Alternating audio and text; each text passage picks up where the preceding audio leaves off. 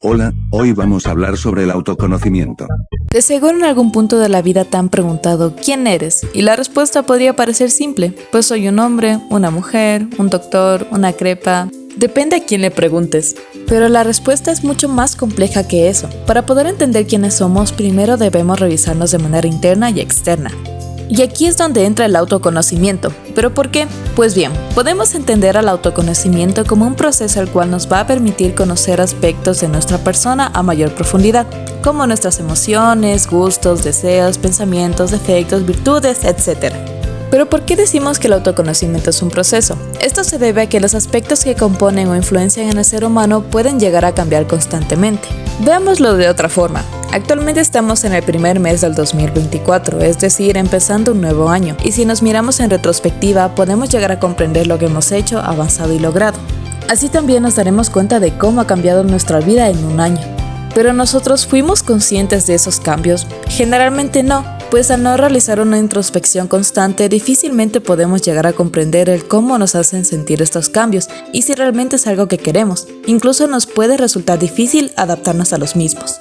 Para empezar el camino del autoconocimiento, primero debemos entender qué es la introspección, el autoconcepto y la autorrealización.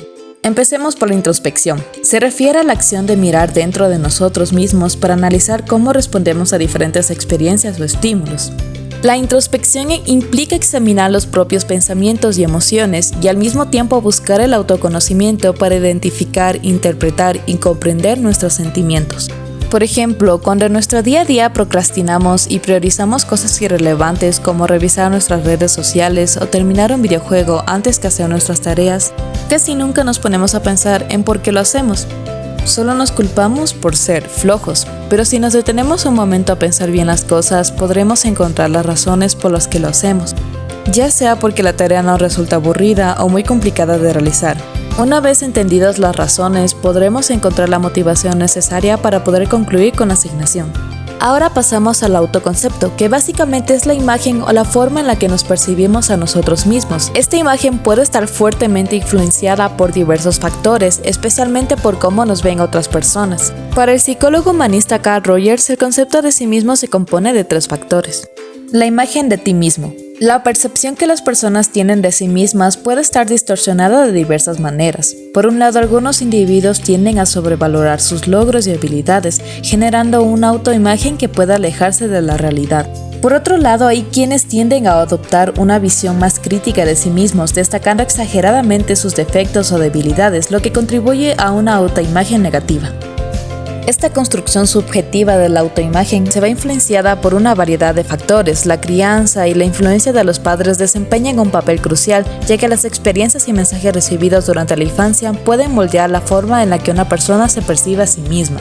La autoestima se refiere a la valoración que tenemos de nosotros mismos, abarcando el nivel de gusto, aceptación y aprobación personal. La autoestima siempre implica un componente evaluativo, lo que implica que puede manifestarse como una percepción positiva o negativa de nuestra propia valía.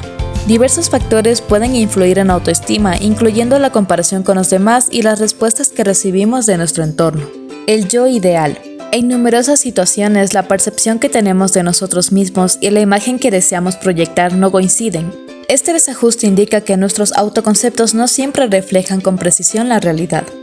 Según Carl Rogers, el grado en el que el autoconcepto coincide con la realidad depende mucho de la persona y su grado de congruencia o incongruencia.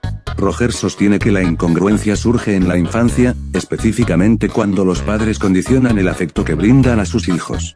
Un ejemplo de esto es cuando los padres otorgan amor basado en si los niños se lo ganan de acuerdo con los estándares y preferencias parentales. ¿Y Lulu, no quieres la aprobación de tus padres? ¡Más que nada! Bueno, jamás la tendrás. En cambio, el amor incondicional contribuye a la congruencia, ya que los niños no sienten la necesidad de distorsionar sus recuerdos para creer que son aceptados por los demás tal como son realmente. Y finalmente, la autorrealización. Se trata de un estado de plenitud en todo sentido, pues la persona se siente satisfecha por la vida que ha llevado y se siente bien consigo misma. Para alcanzarla es impredecible que nos conozcamos, que comprendamos nuestras fortalezas, debilidades, intereses, valores y metas. Y sobre todo que nos aceptemos tal y como somos. De lo contrario, aunque logremos nuestros objetivos, estos no serán congruentes con quienes somos y no los sentiremos como algo propio. El psicólogo humanista Abraham Maslow planteó en su obra de la teoría sobre la motivación humana la denominada pirámide de Maslow, la cual consta de 5 niveles los cuales el ser humano debe ir satisfaciendo hasta llegar a la autorrealización. El hecho de alcanzar la autorrealización abarca la importancia del autoconocimiento, ya que al entender nuestras propias emociones, pensamientos, deseos y motivaciones podremos tener un crecimiento personal y plantearnos con mayor facilidad las cosas que queremos alcanzar en la vida, centrándonos en nuestros deseos y no en lo que quieran los demás. Con todo esto en mente, ¿ahora puedes responder a la pregunta sobre quién eres?